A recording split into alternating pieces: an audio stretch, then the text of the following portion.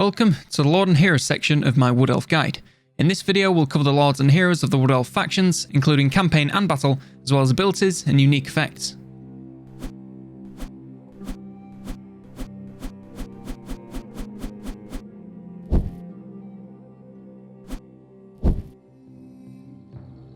Disclaimer: this guide is based on my personal experiences and opinions and is by no means the definitive way to play the game Immortal Empires. If you have a different strategy or want to add something to mine, please leave a comment down below. The main thing you notice when playing as Wood Elves is their variety. Whether you need backline support, frontlines assistance, or massive monsters, they have a Lord or Hero for every occasion. That being said, there are definitely areas where they are weaker. For example, they don't have loads of choices for duelists, meaning enemy Lords and Heroes become harder to deal with. They also don't have loads of options for dedicated frontline Lords, are either hybrid weapons or large targets, are often better spent somewhere else. The hybrid weapons are still useful though, as they do offer mild proficiency in both ranged and melee combat, meaning you can send them wherever you need them, no matter the situation. On top of this, there is also a lot of mount variety in the faction, meaning you can stick most Lords and Heroes on a mount that fits well with their specific job, no matter what it may be. If you need them flying high, there are various flying mounts. If you need them cycle charging with the cav, then there are horses and stags. Wherever and wherever you need them, there's a mount for the job. They also have a decent bit of variety in the spells they can cast, with the newly added Spellweavers giving them access to 5 laws of magic. Unfortunately, the laws they do have access to aren't exactly the best ones in the game, at least as far as damage goes. They are more buffing and debuffing laws than actually damaging, so require a little more nuance to use properly. With all that being said, let's get into the Lords. First up we have Orion, who leads the Taliesin faction.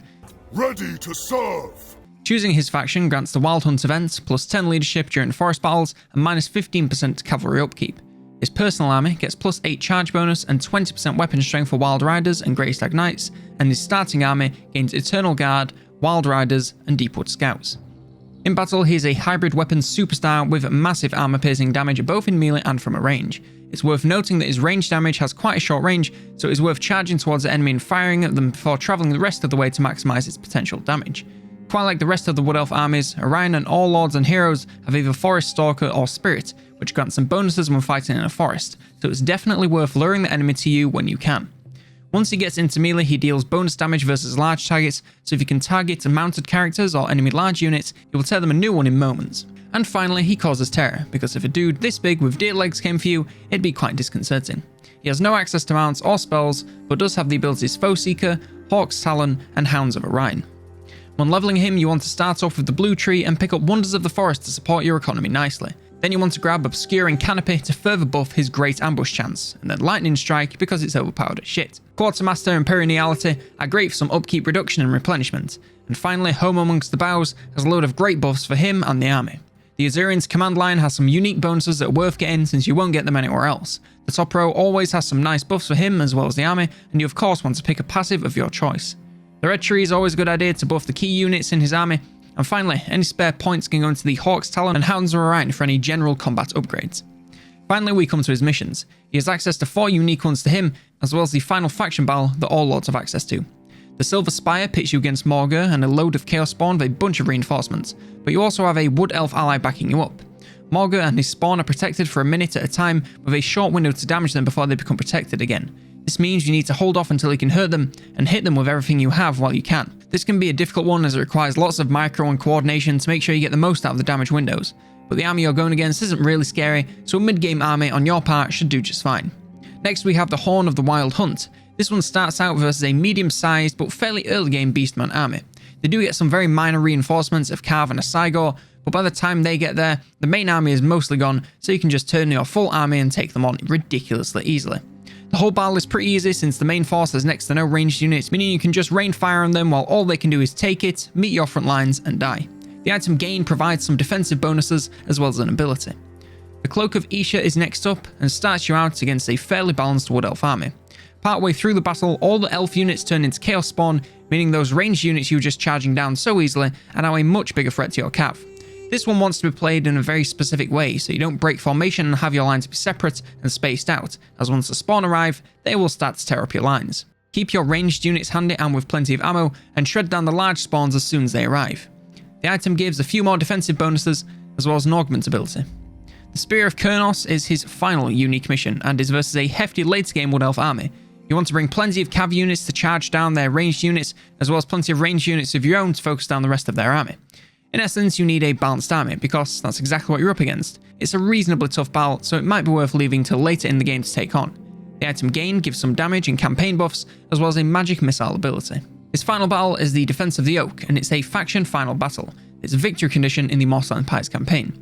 It pits you against various Beastmen armies, a lot of which are led by Morga the Shadowgrave, which can be a little bit confusing.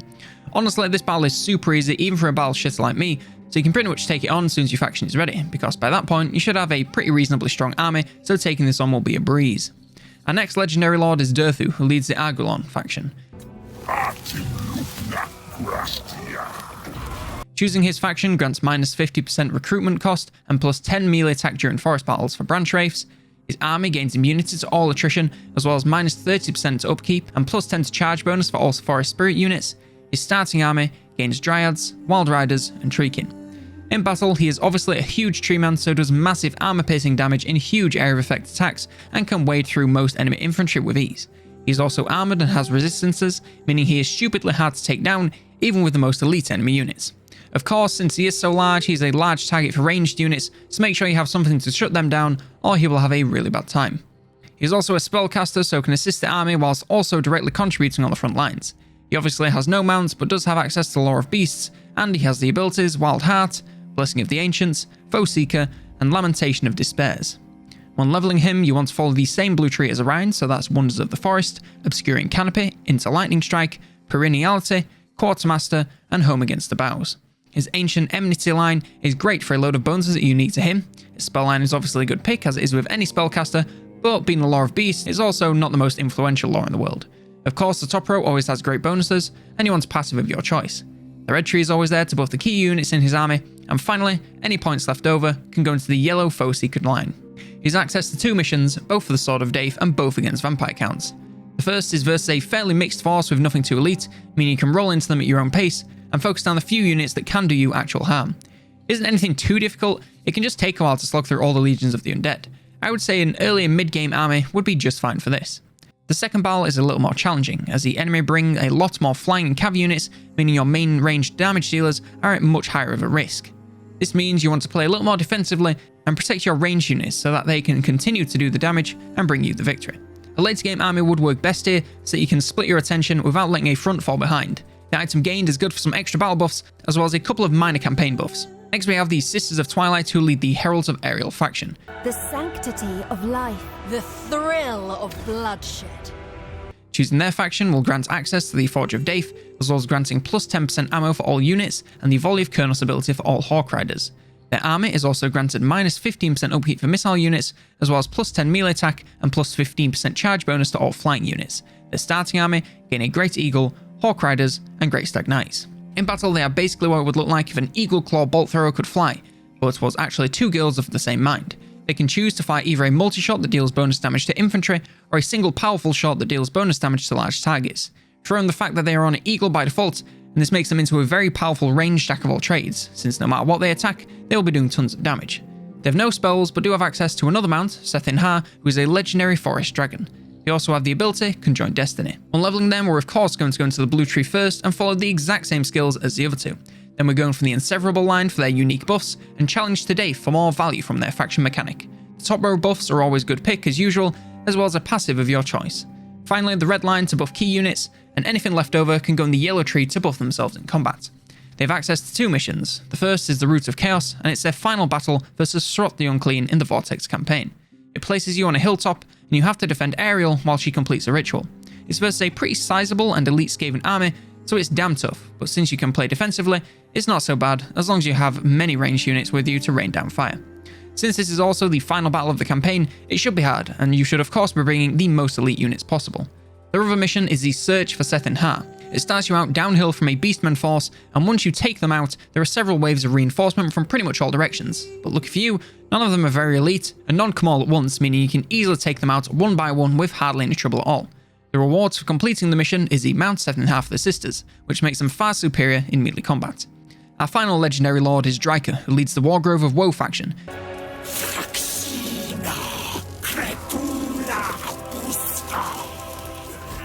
Choosing her faction grants minus 10% upkeep for Dryads, Treekin, and Treemen, and plus 10% upkeep for all elf units.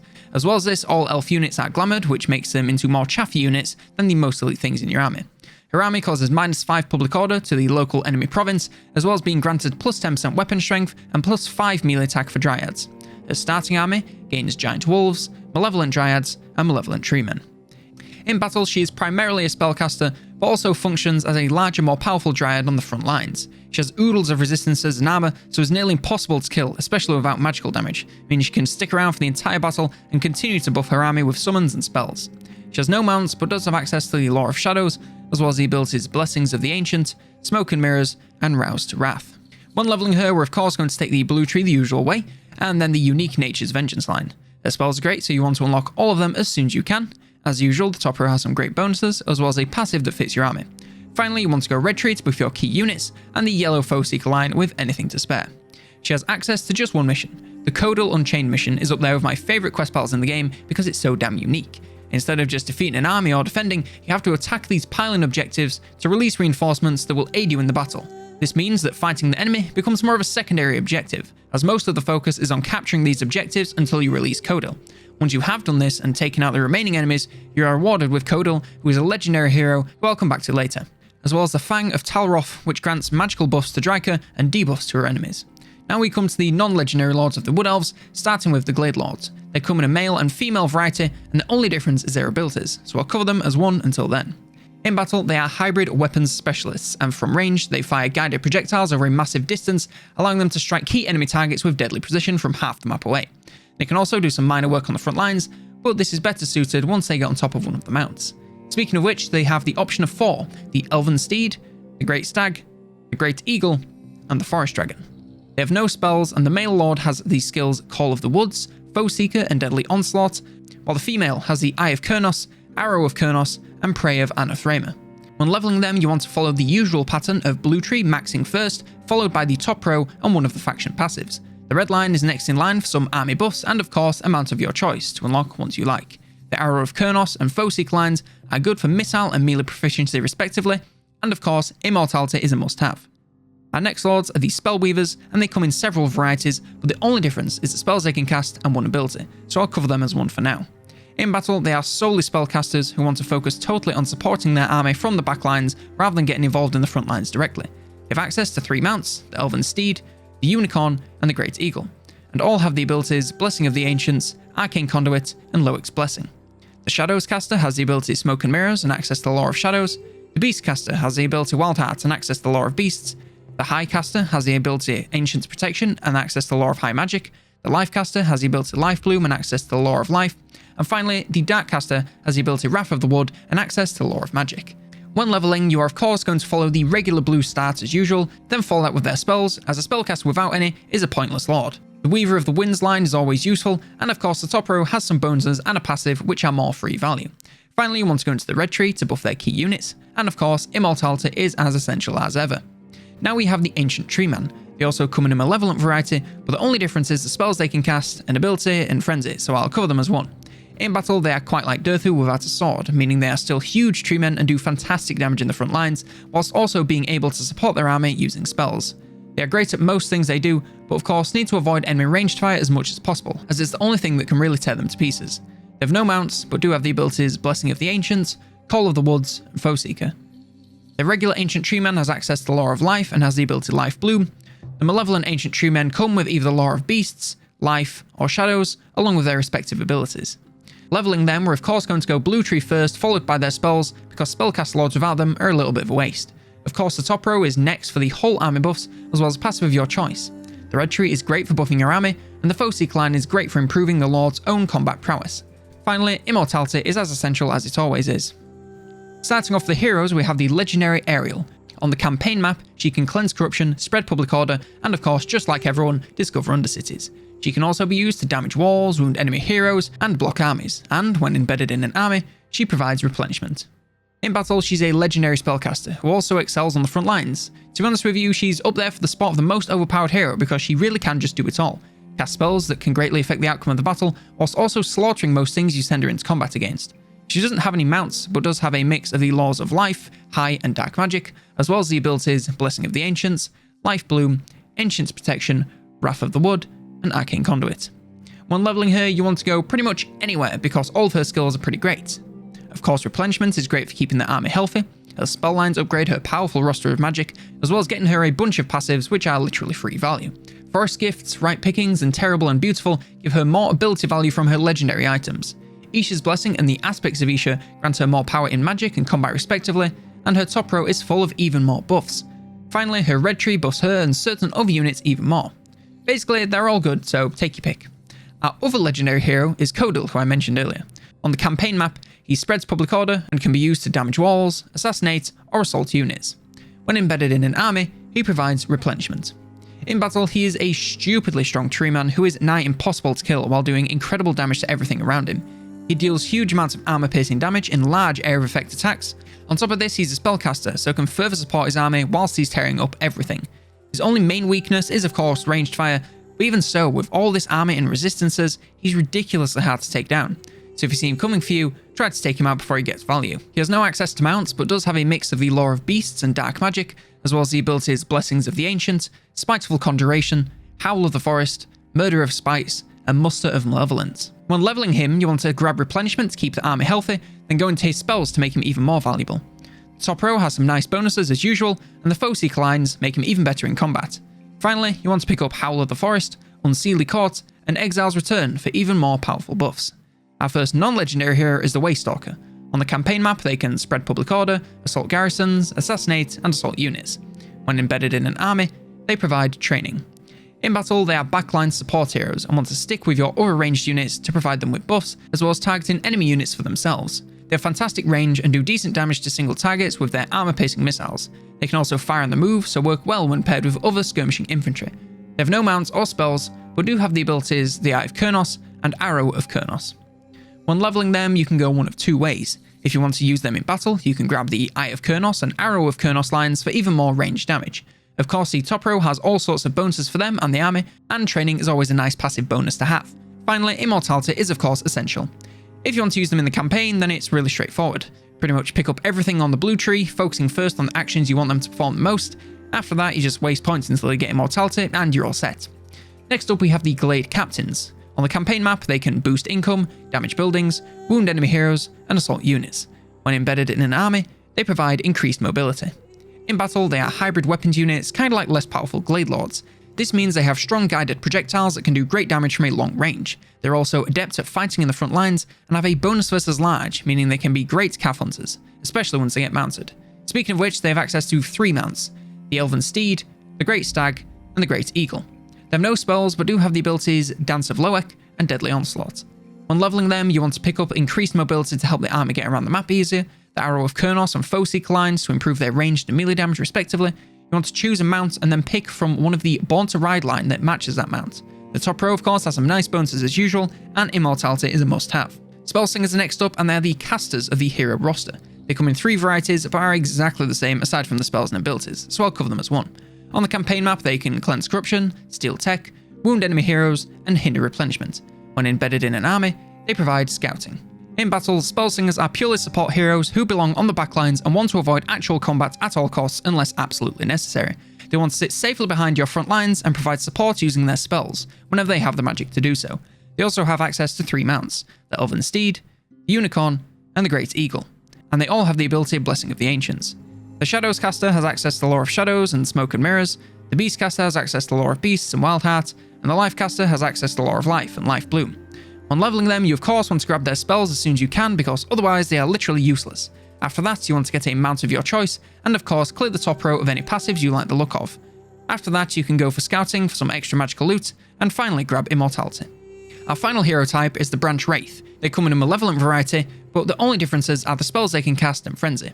On the campaign map, they can stimulate growth, damage walls, wound enemy heroes, and block armies. When embedded in an army, they provide replenishment. In battle, they are kind of like lesser Dreikas, as they can cast spells whilst also being kind of tough to deal with in combat. They don't do as much damage or last as long as her, but they are still quite similar. You want to throw them in some light combat and keep them cast as much as you can to make sure you get the most out of your winds of magic. They have no mounts, but do have the abilities Blessing of the Ancients, Call of the Woods, and Foeseeker. The regular Branch Wraiths have access to a mix of the Laws of Life and Shadows, as well as the Smoke and Mirrors ability. The malevolent Branch Wraiths have access to the Laws of Life, Beasts, or Shadows, and their respective passives. Thanks for watching this section of my Wood Elf guide, and this series of guides on the Wood Elves. If you want to check out the other parts, there's a link in the card and in the description for a playlist to the series. Don't forget to vote in the poll for the next race you want me to make a guide for, which is linked in the description and on the Discord. If you enjoyed this video at any point, please do consider leaving it a like, as it really does help out a lot. And if you want to see more of this type of video, maybe click that subscribe button so you stay up to date. After all, it is free. For now though, I was COLONELDAMNEDERS, and I'll see you next turn.